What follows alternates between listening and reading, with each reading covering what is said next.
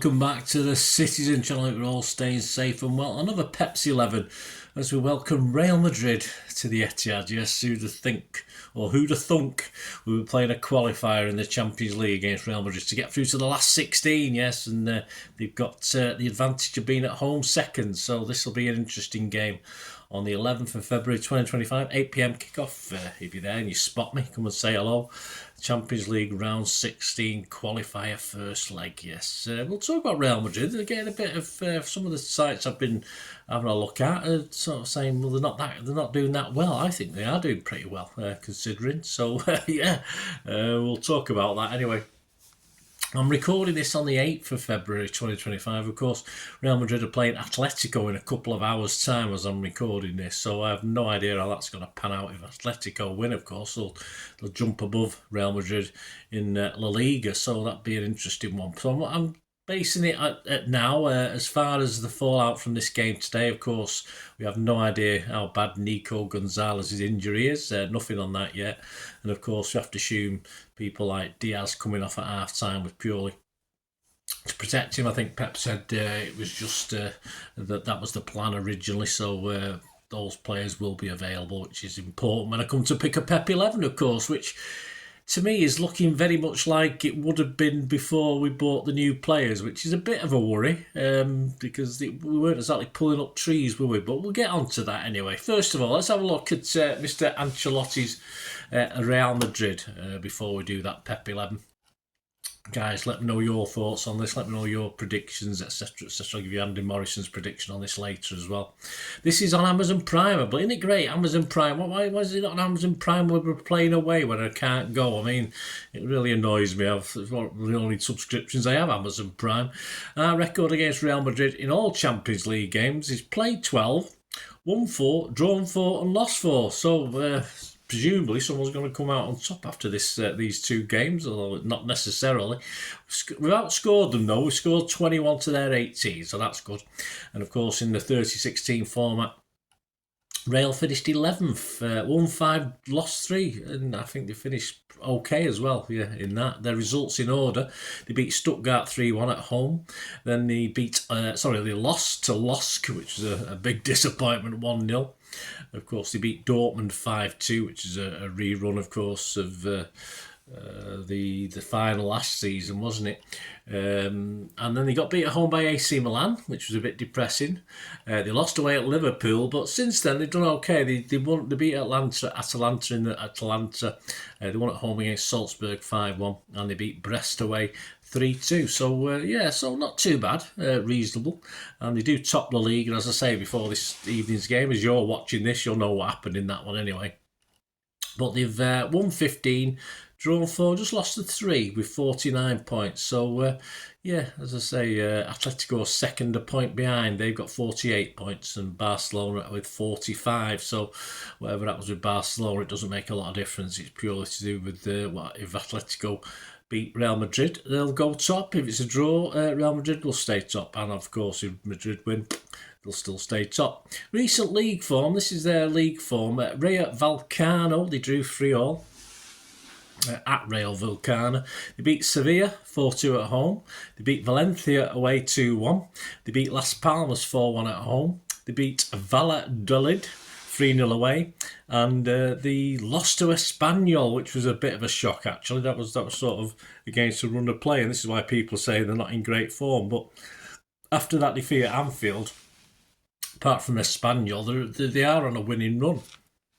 They also had a Super Cup reverse against Barcelona, of course, where they got beat 5-2. So if you latch onto that and the Espanyol result, it looks as though they have got a few problems. But consistency-wise, yes, up to that point, of course, they suffered defeat at Anfield. They went on quite a big winning run after that. So I'm not going to read too much into that. And Barcelona are a funny team. Sometimes they can really turn it on. So especially in this sort of in the match against Real Madrid, they got problems mainly at the back to key players, and that seems to be the problem and what people are sort of latching onto.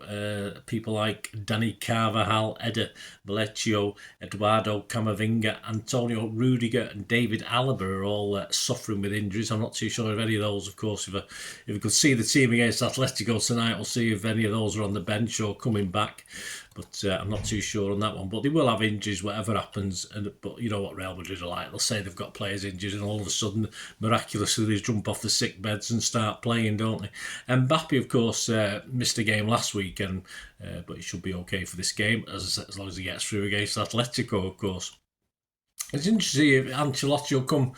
I think having watched City against Leyton Orient, I don't see any reason why Ancelotti won't have a go at this. But he's quite pragmatic, as we know from the past. So yeah, if he's brave, I think we could have a few problems. But I take City to have a go with this one. We need at least a 2-goal lead. Let's face it, a 1-goal lead or a draw isn't much use, but of course we'll do all the support. We'll come out with all the jargon. If we get beat, we'll still say, "Oh well, it's only half time. We can go over there and do it." Blah blah blah. But of course, we've seen City, haven't we? We know the state that we're in generally. So it really depends on what Pep's guys are thinking, because let's face it, a lot of that team that played against Leyton Orient or started the game against Leyton Orient aren't going to feature in this anyway. But of course, it's not going to do the camp morale any good, is it? So that brings us on to Pep's 11, really. As I say, I think Ancelotti can afford to be positive in this, which means it's what we do and what we play and whether we can take it to Real Madrid and do, not particularly last season's performance, which was a bit... not great. I mean, Real Madrid, of course, came and did what they had to do, but we were a bit lacklustre, obviously, in attack, etc. But we go back to the season before, and of course, big differences. But it really depends what Pep can do. If you look at the team and the squad against Leyton Orient, of course, Ortega, Lewis, Heiss, Diaz, O'Reilly, Nico, Gundo, McAtee, Savio, Grealish and Marmouche. On the bench, could be playing, of course, Carson, no. Stones, yes. De Bruyne, yes. Bernardo, yes. Kanji, yes. Nunez, doubtful. Kusanov, interesting one. Foden, yes. And Mubama. Saved for this one, on the bench. I think we're going to say Stones, De Bruyne, Bernardo, Kanji and Foden surely have been saved. Not in the squad today, of course, against Leyton Orient, but will be available. Haaland, Gvardiol and Kovacic all got a rest, so they didn't have to warm the bench. So if you take those 5 plus that 3, that's 8. We've got 8. We need a keeper. Hopefully Edison will be back. Of course, Ortega will play. If not, but we have no idea, and I have no idea any more than you do whether Edison's going to be back for this one. But if Edison is fit, he's got to play surely. And the guys who played, who will possibly feature against Madrid, we're looking for 3, aren't we? Well, Diaz has got to play. He was took off at half time to protect him. Savi's got to play surely. He's one of our form guys. Marmouche is an interesting one. Effort today, but not a lot came off. And of course, we don't know what's going to happen with Gonzalez, whether it's just an impact thing that'll sort of a day or two will be fine. We're not too sure. So there's a big question mark over Gonzalez. And of course, Doku and Aki. It is said they could be available for this, but I can't see him playing Doku and Savi from the start against Real Madrid. It'll be interesting. It'll be positive, but I'm not sure whether he'll do that. And of course, I'd love Aki to be back as well to play along the back somewhere. It doesn't matter, does it? Left back in the centre there. But again, he was not on the bench today, so I have to be pessimistic on the fact of whether Aki's going to be available. So this is what I'm going to go with. And the worry I've got, and I said it at the start of this little thing, is that it's very much the old team. It's very much what we've done and dusted. Midfieldy, it doesn't have a lot of legs particularly. Defensively, of course, we're prone to attacks down the wings. We just don't have a lot of pace. So it's because I'm thinking that, of course, Akanji can play right back, Stones can play right back. Is he going to put Lewis in? I doubt it. He give him a run out against Leyton Orient, of course, but I don't think Lewis will come back into the equation just yet, although he didn't play too badly against Leyton Orient. So this is a team that's me too like our best team before we bought players, because there's not a single one of those new players in this. We can only play 3 of them anyway, because Heiss isn't down for it, is he? He's not actually been put in the squad because we could only have 3. So this is my side, as I said, looking very old-fashioned. Stones Edison in goal if he's fit. If it's not, it's Ortega. Stones, Akanji, Diaz, Guardiola, Kovacic, Bernardo, KDB, and Foden, Savvy, and Haaland. So no Marmouche in that one. Probably didn't play himself into it today. No Aki, because I just don't believe he's going to be fit, and no Doku, because I can't. If he is fit, I can't see him playing Savvy and Doku unless he's very, very brave. So there you go, guys. There's others, ums and ifs and wherefores. The Nunes right back experiment surely is not going to be. Going to be tried against Real Madrid, but it's going to be quite an interesting game, isn't it? And it's going to be quite a nervy game. I'm trying to be positive, so we'll get to the predictions. I'll give you my prediction because I've gone with my heart rather than my head. I'm going to be positive. I initially put down that we were going to get beat, but I'm going to be positive on this because we have to be, don't we? We have to believe that we'll have a game, one of those games that we just been praying we could play. We're just going to come out of the blocks firing, start blocks firing and be at it and press Real Madrid, and really the crowd will be the 12th man hopefully and get behind them, etc. So my prediction, let's give you Moz's prediction first, Andy Morrison. He said in his chat, this is so hard to call in many ways, the flip of a coin to decide who comes out on top. If the best version of Manchester City turns up, I believe we will win over 2 legs. Of course, when you play Real Madrid, you take on their history and the Champions League aura, but it's all about fine margins. Yeah, we've won it 16 times between us, It's Champions League royalty playing this one, isn't it? Yeah, okay.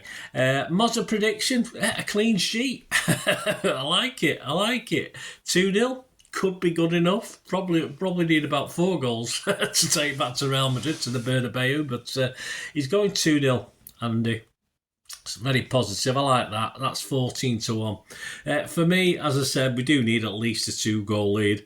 I'm not sure we'll take it. As I said, I've even been playing with the fact that we'll get beat. It's as simple as that. We just don't look good enough. So I'm just hoping that a switch, a light will suddenly come on, a ping on all our players that we've relied on for so many years.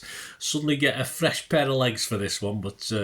Can you see it? Anyway, we'll take a 2-goal lead, but I'm not going to go with that. I think if we can be the 12th man, we need to press and we need to run and run and run. I don't think we've got the legs in that team to do that. But I'm going to save it. I'll go for a win. As I say, I have no confidence whatsoever in this. So I've gone 2-1, which won't be enough. But I've gone with my head rather than my heart. So let me know what you think, guys. I'm being pessimistic or realistic, whichever. I mean, it could be either, can't it? You get 8-1 actually on a 2-1 City win.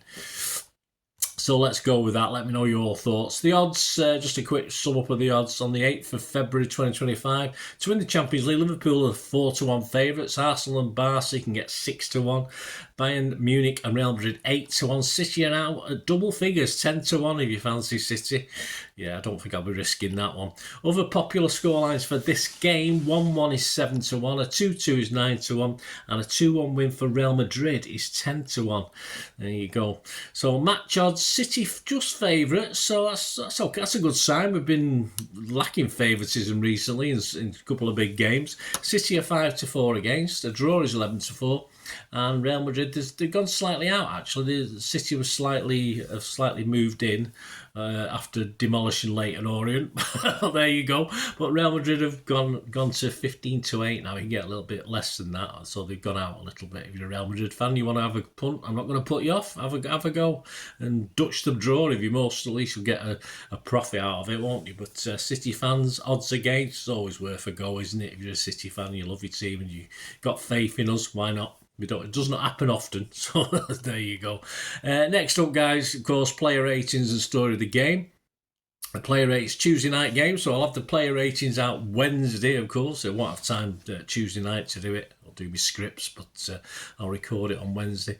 And yeah, on Thursday, it'll be Pep's 11 for the visit of Newcastle to the Etihad. And then on Friday, I'll have the tongue-in-cheek, cheerful, looking at the funny side, because it'll be a wonderful night for us, of course, the story of the game of City against Real Madrid. So that'll be on Friday. So, yep, keep those buttons pressed, guys. It'd be much appreciated. And if you want to leave your comments below or contact me through my socials, or you're interested in supporting this channel, I'm not too proud not to ask. Always have to support in any way you can. And to do so, all you ever have to do is keep watching and listening. hope you enjoyed the feature, and yeah, if you can support me through the subscription, if you can subscribe, guys, that'd be wonderful if you've not already done so. We do actually have memberships at the moment, just 99p a month, so you get access to all my city stuff, including all the history vlogs, dozens and dozens not been published yet that you get immediate access to, and every time I do a edit and do a vlog, you get immediate access to it as well. So you can have a copy of scripts as well if you want any hard copy of the sort of things I do on matches and teams and managers and players, etc, etc. So if you can join the membership, that'd be wonderful. We do have sponsors at the moment. Kippax 6505 are our current sponsors. They have a little eBay shop, so if you check in the comments section, there's a link there to the shop. They sell movie posters from the 90s and 2000s. They sell DVDs, some classic Hollywood movies, some classic foreign language ones. And if you do see anything you fancy on there, if you do place an order, just mention me, just say Bernard sent you, and you automatically get 10% reduction in the cost of your order. So fill your boots, guys, and my thanks to Kippax 6505. And yeah, if you want to support the channel just by watching the ads, that helps. Watch the ads, let them play through while you just have to check your phone or something, let it play out. And of course, if you follow any of the links, that always works as well. If you follow a link to one of the ads and you fancy something, I've done it myself. I've followed a link and actually purchase something from another organisation, but it can happen. It can happen. Not all ads are stuff you're not interested in. And of course, if you can give us a like, guys, that's be absolutely fantastic. All the likes are much appreciated. Anyway, thanks for watching. Until the next time, of course, I only ever ask one thing, don't I? Please, I ask you all to stay safe, especially you Blues. Until the next time, come on, City. Bye for now.